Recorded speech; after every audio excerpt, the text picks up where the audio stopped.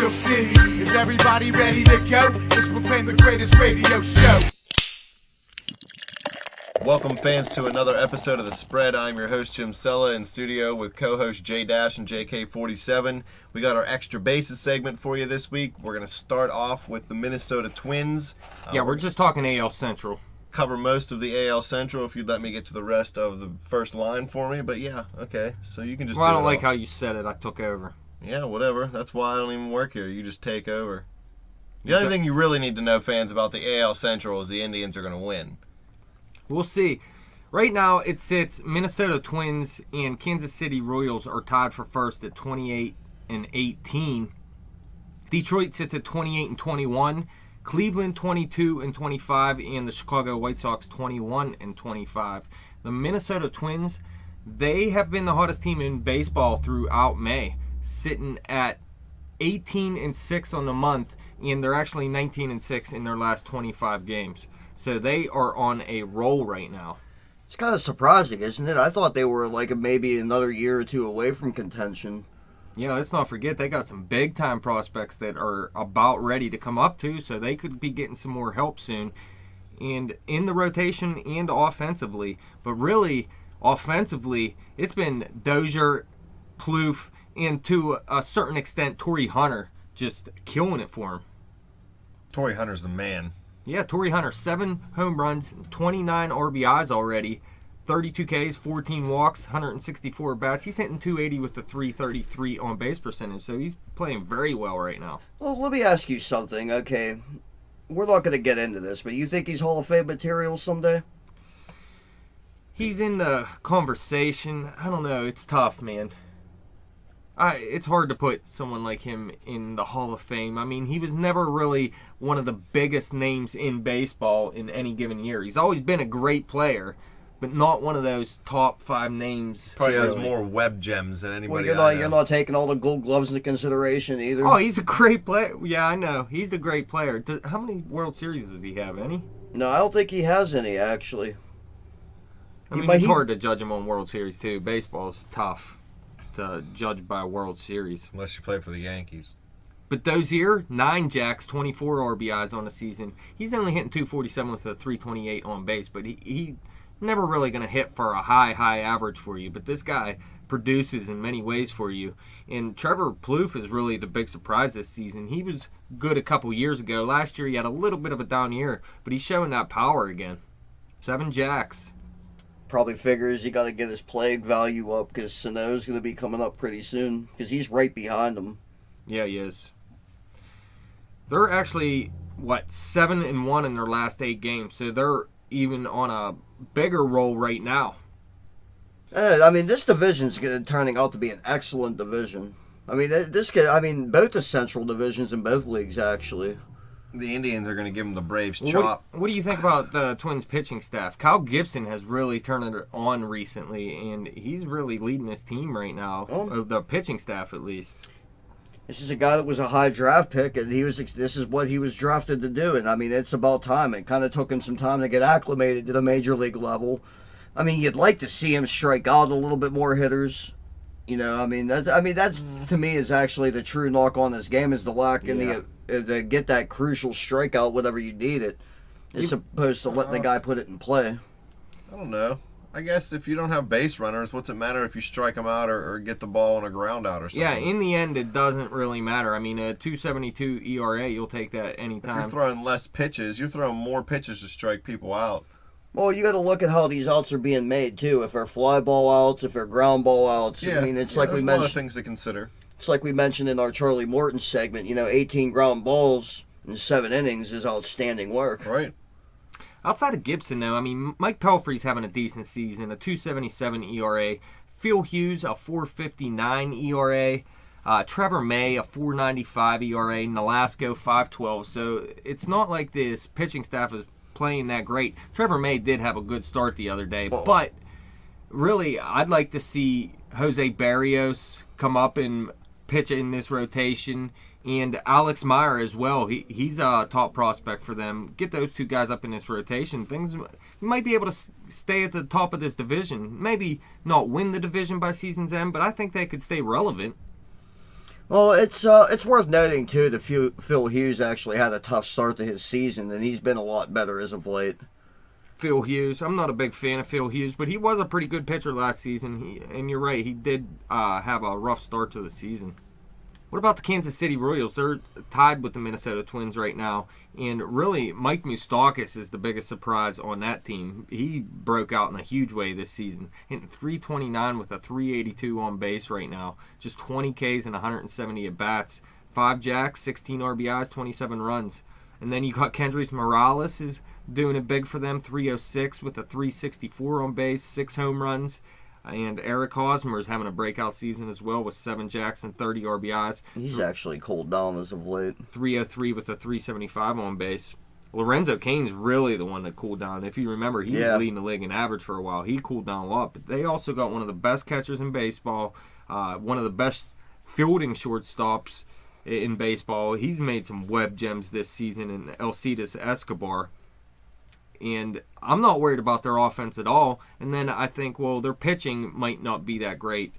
But I'm telling you right now, their pitching staff is pitching very well this season. And it's Edinson Volquez leading the way. He has a .277 ERA on the season. His whip is sitting at just .107. So, like I said, I'd still like to have him in his Pirates pitching staff. And I'd take that as a number 4 starter, wouldn't you? I mean, it's nice to see his career back on track, because, I mean, he was kind of in limbo for a while. Very surprising, though, to go over to the American League and see that .277 ERA. Yeah, he's been pitching very well. I picked him up on my fantasy team, actually. He's been pitching so good. He's actually let up 3 runs or less in all but 1 start this season, and he really only had a 2-game stretch where he wasn't pitching well, and outside of that, he's kept his team in every game. And went 6 innings or more in most of his starts this season. Well, look at Chris Young. 155 ERA, a couple of spot starts, So, I mean, they got some early help from him. And your Dono Ventura has picked it up a little bit, too. He got off to a real rough start to the season. Well, there's a couple of their starters actually struggling right now. Vargas having a tough start to the season. Duffy, actually, he just went on to the disabled list. Then you look at the bullpen, and they got one of the best bullpens in baseball. Although Greg Holland has been struggling a little bit, but if he fell out of the closer's role, you still got Wade Davis, who, I mean, this guy is ridiculous. 20 games pitched, 20 innings pitched, 19 Ks, 8 hits, 5 walks, no earned runs. This dude never lets up a run, man. And he did it last season, too. Because you're not getting past Holland, Herrera, and Davis. Yeah, I don't think so either. They got some other good relievers out there, too. Then there's the Detroit Tigers, sitting in 3rd place. You think it's a disappointing season for them, but they're 28-21, just a game and a half back right now. Well, Detroit started out really, really, really hot. They were hitting the ball well, some good pitching. Simon was good early on. Shane Green didn't allow an earned run his first 2 starts. Yeah, he was pitching like an ace at the beginning of the season, actually. As always in the middle of a Detroit Tigers season, they actually always seem to kind of, fall off a little bit, towards the middle of the season. They're still going to be an above 500 ball club. I think it's either going to be Kansas City or... I do think it's going to be Kansas City that comes away with this division. I'm going to go on a limb to say that right now.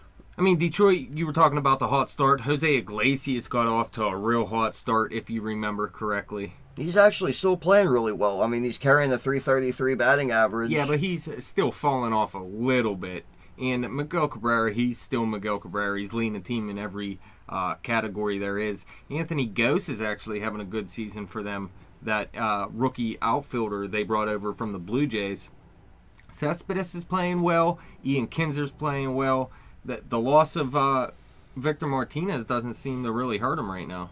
JD Martinez has picked it up a little bit since his slow start to the season. He has 9 jacks now. That's pretty nice. And the one guy, Nick Castellanos, still has yet to break out. He's hitting just .239 with a .288 on base. And they really think that this guy can be a big part of the offense. And he had a good minor league career at the plate. He just hasn't showed it in the bigs yet. Yeah, but the nice thing is with all that firepower around him, you only need him to be, average to above average at best. You'd like to see him develop a little bit more. I tell you who in their pitching staff hasn't looked good this season is Anibal Sanchez. No, he's actually been roughed up pretty much this whole season. Alfredo Simons, their best pitcher in terms of ERA right now with the 2.67. Justin Verlander's actually going to be coming back very soon, though. He's making a couple rehab starts I here seen he this had week. like an 80 or 85 pitch bullpen session Yeah. the other day.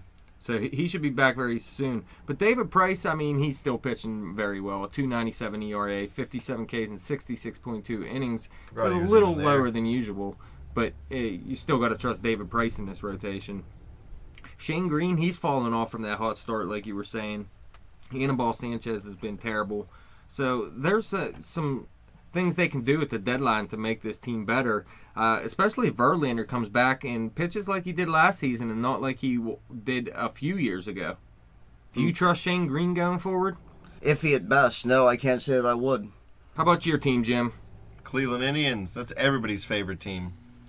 They're beast right now. They started off a little shaky this season. They picked it up, 12-6 in their last 18? That's Yes. correct, See? including an 8-2 run. Their rough start though. I mean, I heard Charlie Sheen came and sang "Take Me Out to the Ballpark" the other day, and that's what got them all fired up.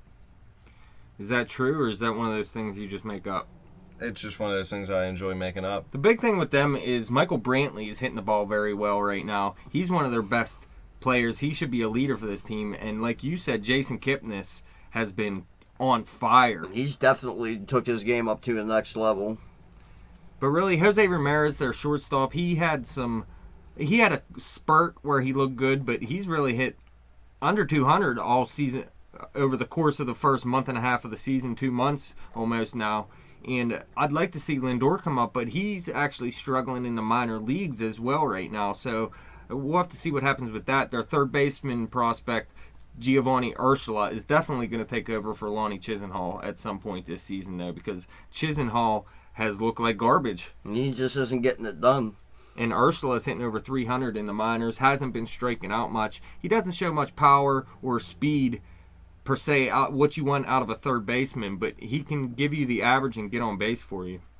Well, he's got to be able to drink a lot of beer if he wants to play for Terry Francona, because it's a requirement to drink a 12-pack before each game. Yeah, That's why the Indians may hit their stride. They're just finally getting used to playing drunk. Brandon Moss leads the team with 8 home runs.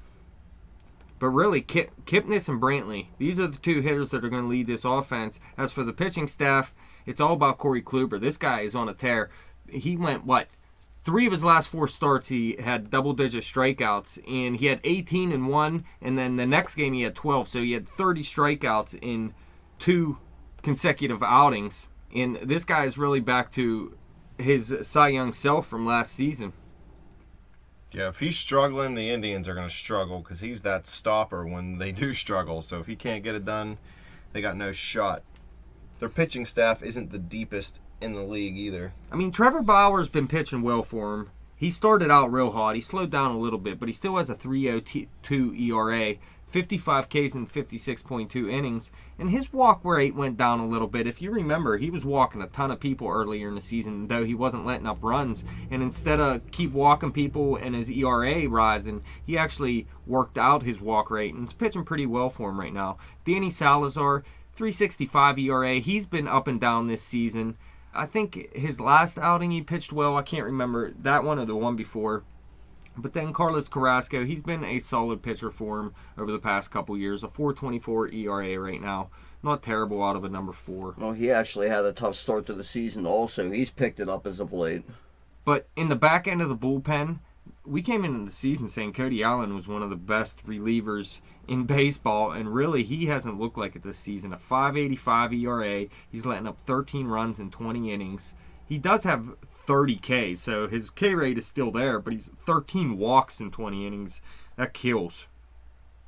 And you can't close ball games out whenever you're walking people. I tell you what, though, Zach McAllister's been pitching like a beast out of the bullpen, and if Allen keeps stumbling, I wouldn't be surprised if McAllister found his way into the closer's role. I think Allen's going to pick it up. I hope so, especially for my fantasy team. I just think he's too good. I just think he's too good of a pitcher to be, as bad as what he's been. I mean, once he gets the control issues figured out.